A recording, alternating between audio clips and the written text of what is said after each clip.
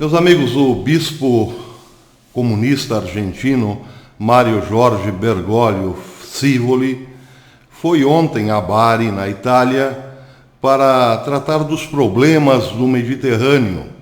Reuniu-se com bispos da região para discutir os problemas na África, enfim, os problemas que envolvem praticamente todo o Mediterrâneo. Mas não perdeu a oportunidade, na reunião com os bispos da região de Bari, de atacar indiretamente ao presidente Donald Trump e também, por tabela, ao nosso presidente Jair Bolsonaro. O argentino Bergoglio disse nesse encontro que estava assustado ou ficava muito assustado quando ouvia os discursos de alguns líderes das novas formas de populismo. Aqui ele estava se referindo, evidentemente, a Donald Trump e a Jair Bolsonaro. Donald Trump é o líder mais associado ao populismo hoje, principalmente por parte da chancelaria comunista vaticana. Mas Bergoglio continuou dizendo que, abre aspas, eu pareço ouvir novamente os discursos que semearam medo e ódio na década de 30 do século passado, acrescentou, referindo-se à época em que o fascismo estava se debatendo na Europa. Bem, Bergoglio, como todo comunista, é um desinformante, é um agente da desinformação. Porque se ele de fato estivesse com o temor de 1930, teria que dizer que quem causou todo o problema originado na década de 1910 e que se estendeu até o final do século XX foram exatamente esses que Bergoglio defende na calada da noite, os comunistas, e não a direita, como Bergoglio quer sugerir. Acontece que o termo extrema-direita ficou muito conhecido, principalmente na Berlim dos anos 30, que antecederam a tomada de Adolf Hitler ao poder. Adolf Hitler foi colado pelos comunistas ao slogan de extrema-direita, ou político de extrema-direita, o que não é verdade, porque faltou ao bispo Bergoglio falar, por exemplo, um pouco sobre o Tratado de Versalhes. O que foi o Tratado de Versalhes? Foi uma reprimenda muito forte de muitas nações logo depois da Primeira Guerra, em 1919, no começo, em janeiro de 1919, foi assinado o Tratado de Versalhes, que impunha sérias e pesadas restrições à Alemanha, punições à Alemanha em vários âmbitos, no político, no financeiro, no regional e no militar. Em termos regionais, a Alemanha foi obrigada a devolver territórios conquistados na Primeira Guerra, mas o que realmente interessa aqui foram as punições do Tratado de Versalhes à Alemanha no âmbito militar. Por exemplo, foi proibida à Alemanha a promoção de recrutamento militar. Foi proibida à Alemanha ter mais de 100 mil soldados. Foi proibida, no Tratado de Versalhes, a Alemanha ter marinha de guerra. Foi proibida a Alemanha ter aviação de guerra. Foi proibida a Alemanha ter tanques de guerra e artilharia pesada. E a região da Renânia deveria permanecer desmilitarizada e as construções militares existentes nela demolidas. Bem, esses foram basicamente as principais sanções da comunidade internacional à Alemanha em 1919. Acontece que, apesar dessas pesadas sanções, a Alemanha ressurge nos anos 30 como uma máquina de guerra fortíssima.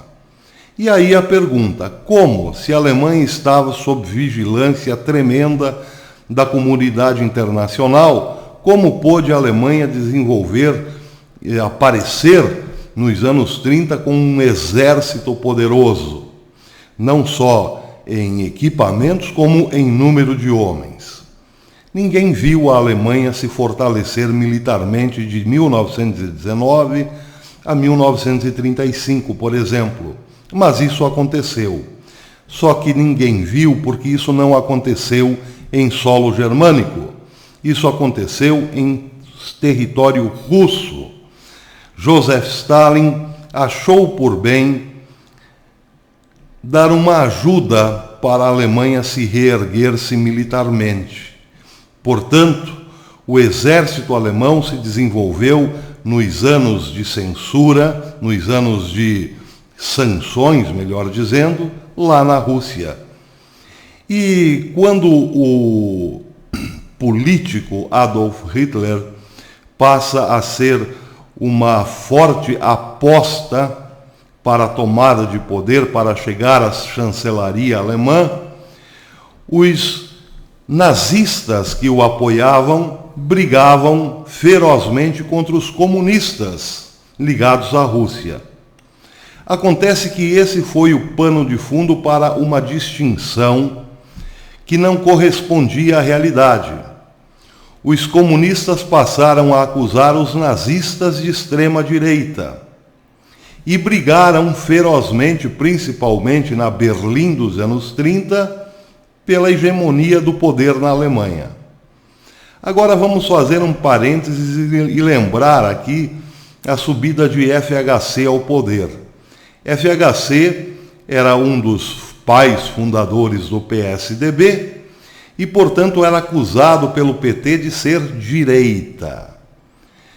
Durante todos os 8 anos de FHC no poder, o PT o acusava de ser um governo de direita, neoliberal de direita, que estava dilapidando o patrimônio brasileiro, vendendo as suas estatais para os amigos e compadres.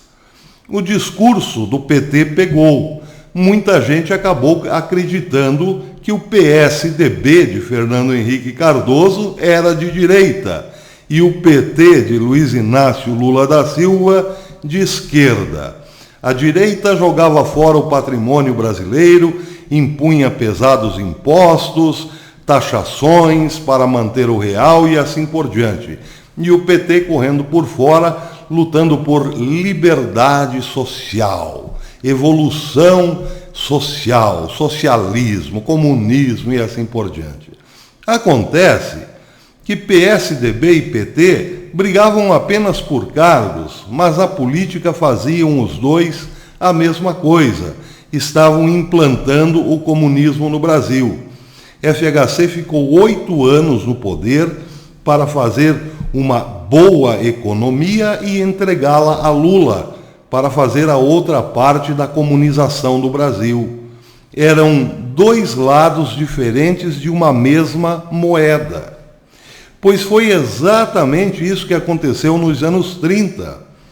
A União Soviética de Joseph Stalin, portanto comunista, ajudava o Partido Nacional Socialista de Adolf Hitler a fortalecer-se até chegar ao poder. No meio dessa estratégia ficava então a briguinha por postos, por cargos políticos entre nazistas e comunistas, mas no geral os dois trabalhavam em conjunto.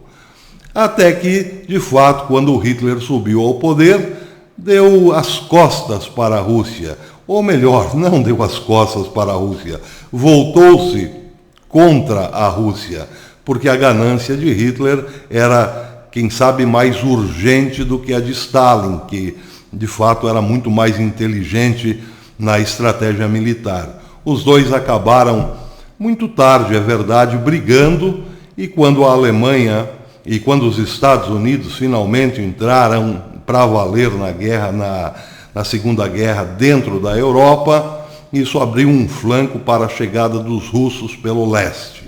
Essa história todo mundo já sabe.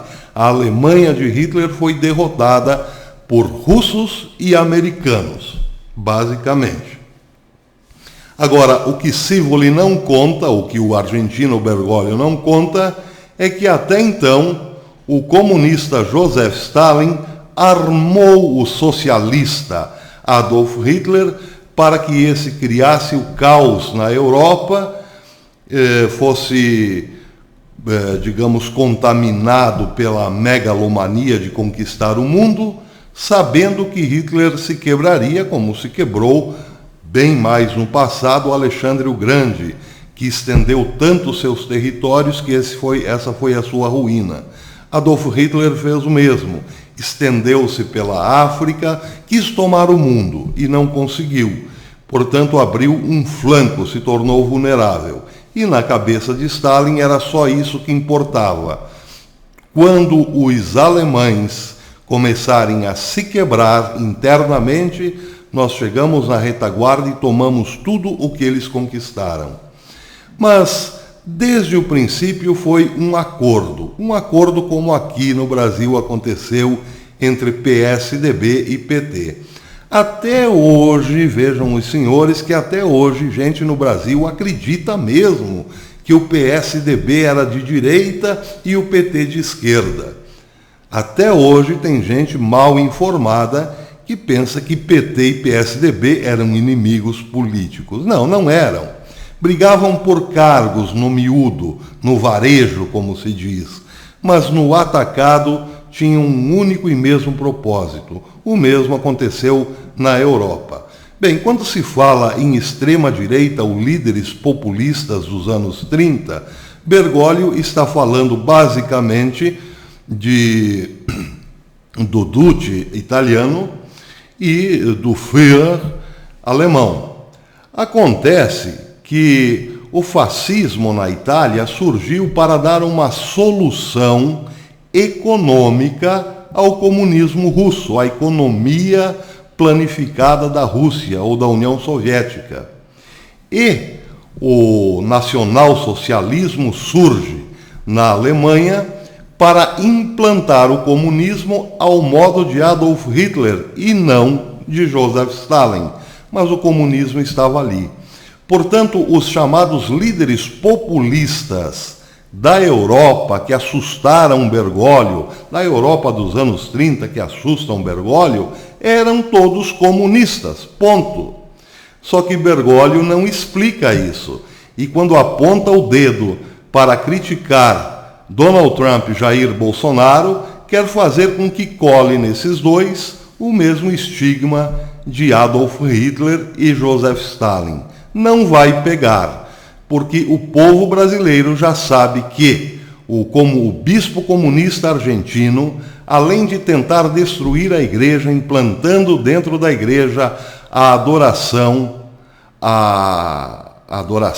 pagã, a um ídolo pagão e demoníaco como Pachamama, quer também colocar de volta aqui no Brasil, no poder, o ex-presidiário Luiz Inácio Lula da Silva e tomar na mão grande a Amazônia.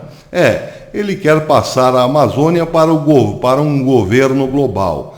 Os brasileiros já estão, pelo menos nisso, nós brasileiros já estamos vacinados. Não existe um brasileiro hoje que não saiba que Bergoglio é um falso papa e a igreja comandada por Bergoglio, aquela que diz amém ao argentino, é uma falsa igreja. Babilônia, sem dúvida. Nisso nós já estamos vacinados e nenhum ataque de Bergoglio a Bolsonaro vai colar. Pelo contrário, isso tudo sairá pela culatra do comunista argentino Mário Jorge Bergoglio Civoli. Nós estamos no Twitter. Sempre que nós jogamos um vídeo na COS ou aqui no YouTube, eu anuncio lá no Twitter. Se você puder fazer a gentileza de nos seguir no Twitter, você receberá a informação do vídeo postado. Porque se dependermos do sininho do YouTube, fica difícil, amigos. O YouTube realmente não informa ninguém quando este canal coloca um vídeo no ar. Então, para não perder as nossas publicações, acompanhe-nos no Twitter. Eu sempre coloco lá o aviso de quando um vídeo é jogado no YouTube ou na COS TV. Até depois, amigos.